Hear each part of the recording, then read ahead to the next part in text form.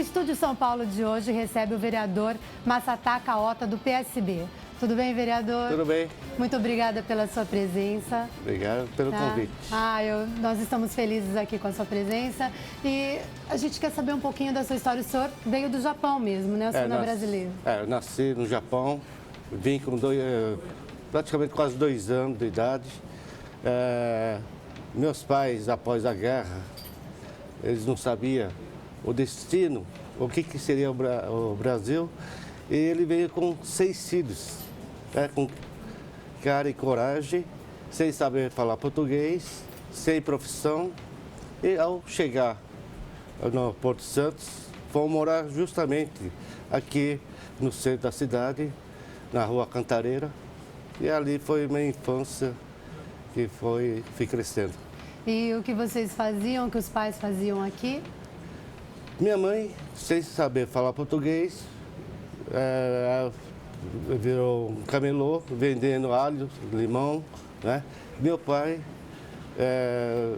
seria uma pessoa que descarregava o caminhão de banana, né? E a gente vivia dessa forma. E aí, conforme o tempo, a minha mãe ajuntando dinheiro, ela comprou a primeira máquina de costura. Nisso ela foi trabalhando, comprou mais uma máquina. E chegamos numa época que a gente tinha uma oficina de costura na Casa Verde. Essa foi a profissão da gente, né? E fomos crescer, depois comecei a namorar com a minha esposa, né? E nisso aí foram 10 anos de namoro. 10 anos, ela falou que vocês dois eram namoradores, né? Realmente, a gente era bem. Porque contando a história da minha esposa também, como que eu nasci no Japão, 27 de setembro de 56, ela nasceu em São Paulo, dia 28 de setembro de 56. Quer dizer, fuso horário de 12 horas, nós somos do mesmo dia, né? Então nós estamos a mesma idade e tudo. E eu acho que consegui achar, né, a metade da laranja. Achou, né? Que nasceram no mesmo dia. Isso. Né? Foram 10 anos de namoro, casamos, tivemos a primeira filha, a Vanessa, né? Cuidamos bem dela. Após 3 anos, nasceu o Ibis, no mesmo dia, no mesmo mês, com a mesa médica, no mesmo hospital. Olha só, e nessa época vocês montaram as lojas de 99, né? Vocês foram pioneiros nisso, Nós fomos pioneiros de 99. A gente foi aperfeiçoando essa loja de 99 e era um sucesso. E o meu sonho era abrir umas 100 lojas, né? Naquela época eu já estava com 14 e pensava abrir outras lojas mais para frente.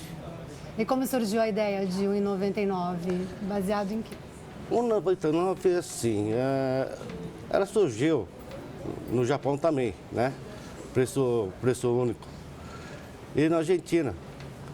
E como que o Brasil vivia naquela inflação, né? De manhã o preço estava, pãozinho custava 10 centavos, à tarde já custava 15. Então o Brasil estava ainda naquela ilusão de inflação. E quando surgiu esse 1,99, foi um sucesso. Foi um sucesso porque a gente não ganhava com lucro acima. A gente ganhava na quantidade, centavos, né? E foi uma novidade tão grande em São Paulo que a minha loja vivia o dia inteiro lotado. Eu vendia 40, 50 mil peças por dia. Sim. E foi um sucesso tão grande que infelizmente, né, as pessoas que eu tinha contratado achou que eu estava milionário, né? Vendo aquele volume de clientes dentro da minha loja. Infelizmente, no dia 29 de agosto de 97, eles resolveram sequestrar meu filho. Então, nós vamos contar essa história. E o senhor tinha os 2 filhos, né? A Vanessa e o Ives. Isso. Eles tinham diferença de quanto tempo de idade? 3 anos. 3 anos. Exatamente 3 anos, né? Sim. Porque em casa foi assim. Quando chegava setembro, a gente fazia aniversário, eu e minha esposa. Quando chegava em junho, a festa da Vanessa do Ives fazia no mesmo dia. Mas a gente tinha vontade de ter mais filhos, né? A gente pensava ter o 3º filho, a minha esposa não conseguia mais engravidar, fez vários tratamentos. Então, como que ela não conseguia mais engravidar, a gente estava feliz com o casal que a gente tinha, né? A Vanessa e o Ives. Certo. E conta essa história pra gente. Foi em 97. 97. O Ives tinha 8 anos. Isso. E como foi essa história, a história do sequestro? O senhor poderia relembrar pra gente? Sim. Logo de manhã, eu e minha esposa saímos cedinho para conhecer uma importadora que tinha chegado novidades. Nisso, a gente estava em Santo Amaro, negociando com a importadora, e à tarde me deu aquela vontade de ir embora, sabe? O meu coração pedia para ir embora. Isso era 4 horas da tarde. Peguei o carro, mas é engraçado, eu achei que ia chegar em casa, mais ou menos, calculando, umas 2 horas de viagem, umas 18 horas em casa. Mas só peguei farol e trânsito, farol e trânsito. Às 19 horas que eu estava chegando, descendo a rampa, a minha esposa viu viaturas paradas ali perto da minha casa. E a minha esposa fala assim, o que será que aconteceu com o vizinho, né? E ao aproximar perto da minha casa, a minha filha veio correndo e falando assim que sequestraram o Ives. Então... E o que o senhor pensou na hora, assim? Na hora eu apavorei mesmo, porque não sabia o que tinha acontecido naquele momento. Se fosse um sequestro relâmpago, né? Ou negociasse, podia trazer meu filho de volta. E o senhor tinha sido assaltado, né? Tinham levado um malote uma semana antes? Foi um mês antes. Um mês antes. Um mês antes. Já tinham levado o malote. Isso. E foram as mesmas pessoas, né? Foram porque as mesmas pessoas. O mototaxista, né, que fez o sequestro... O motoboy. O motoboy. Isso. Ele tinha... A placa foi reconhecida, né? Foi através desses garotos que estavam ali na região, que anotaram a placa do assalto, que chegaram no sequestrador, né? Isso. E os mandantes eram seguranças da sua loja. Infelizmente eram os 2 PMs que eu tinha contratado, né? E foram 11 dias, 11 noites de tortura para mim, para minha esposa, para minha filha, né? Eu do lado do telefone, esperando alguma ligação deles, com um bolo de café, com um maço de cigarro, né? E naquela época eu tinha parado de fumar. Eu tinha, já fazia uns 45 dias que eu queria definitivamente parar de fumar. Mas foram 11 dias e foram 3 ligações que eles fizeram. E o desespero foi pegando a gente. Foi 11 dias sem dormir, 11 dias sem sair da cadeira, esperando o telefone tocar. O silêncio deve ser muito difícil, né? Muito Numa difícil. situação dessa. É uma tortura mental, é uma tortura que eu não gostaria que ninguém passasse, né?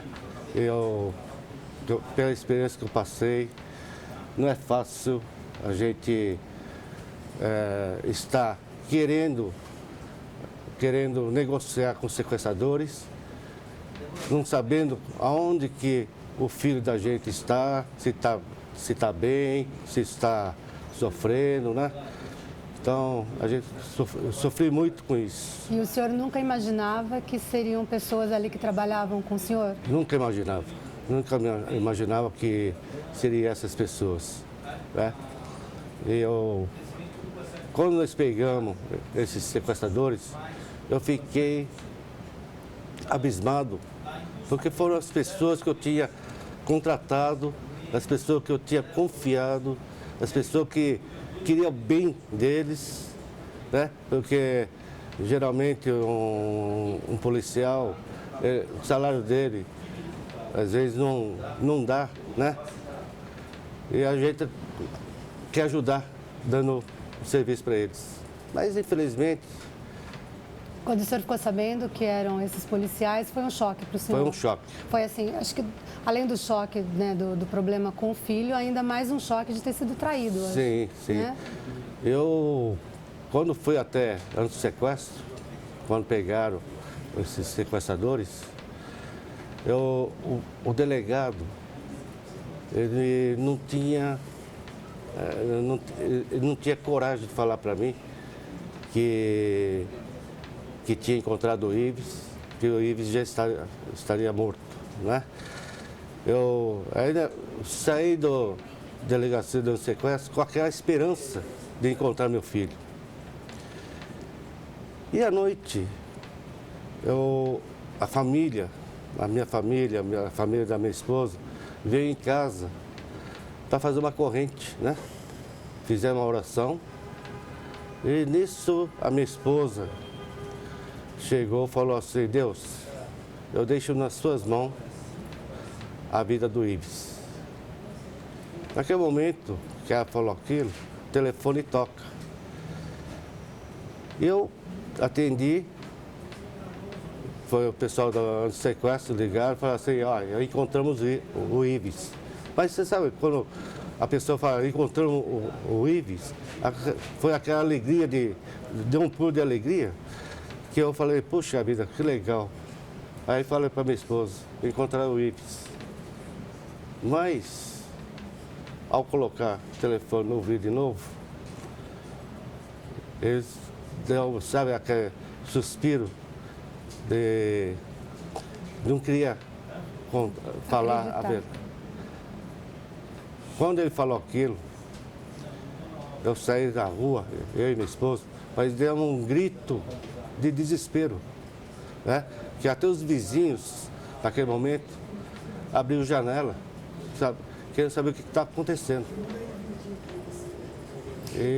O que eu fiquei assim bastante chocada lendo o livro, né, foi de que o sequestrador foi até oferecer ajuda. Justo, não justamente. Durante aquele período que vocês estavam esperando. Justamente. No domingo de manhã, esse policial veio com viatura, querendo me ajudar. Até entrei dentro da viatura. Ainda conversava com ele, falava assim: ainda eu tenho esperança de encontrar meu filho. E ele tinha matado meu filho. O que o senhor acha que passa pela cabeça de uma pessoa assim, de um assassino assim, frio? Porque a gente vê tantos casos, né? Existem casos que o senhor até está apoiando desde então, né? As pessoas vítimas. O que o senhor acha que passa pela cabeça de uma pessoa assim, essa frieza? É uma pessoa problemática, uma pessoa que realmente é uma pessoa fria, uma pessoa que não tem amor, não tem alma, não tem coração, sabe? É uma pessoa que realmente fala que é pai, mas não é pai, né? Ele pode ter 6, 7 filhos, mas para mim não é homem, não é ser humano. E a sua reação foi uma reação assim, a gente fica até emocionada com a sua reação. E a sua esposa, ela fala sobre isso. O senhor quer dar uma olhadinha, Sim. Ouvir o que ela tem a dizer sobre a sua reação, sobre a sua ajuda naquela época? Uhum.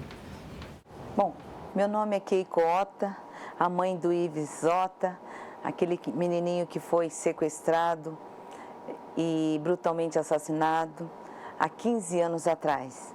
Mas hoje eu estou aqui para expressar meu sentimento de muito amor e companheirismo, o carinho pelo meu esposo, Massataka Ota, que é o pai do Ives, né? Que eu tenho, assim, uma gratidão eterna a ele e quero expressar, compartilhando com todos, porque não tem dinheiro que pague. Sempre eu achei que todo homem, ele é razão, ele é força, ele vem para proteger os filhos. E o homem quer dominar o mundo, as pessoas, os fatos. Mas o meu marido, Massataka Ota, naquele momento do sofrimento, ele usou uma coisa, a sabedoria. Então hoje eu tenho maior gratidão por ele ter essa atitude. Porque muitas vezes a gente quer vingança, ódio, tudo negativo, mas ele veio por amor. O senhor se surpreendeu com a sua reação, esse lado de amor, de sabedoria? Eu tenho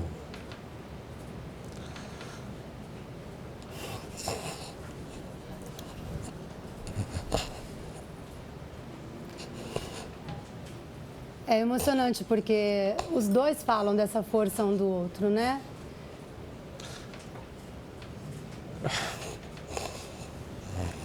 O senhor está bastante emocionado, a gente já volta. O Estúdio São Paulo volta daqui a pouquinho.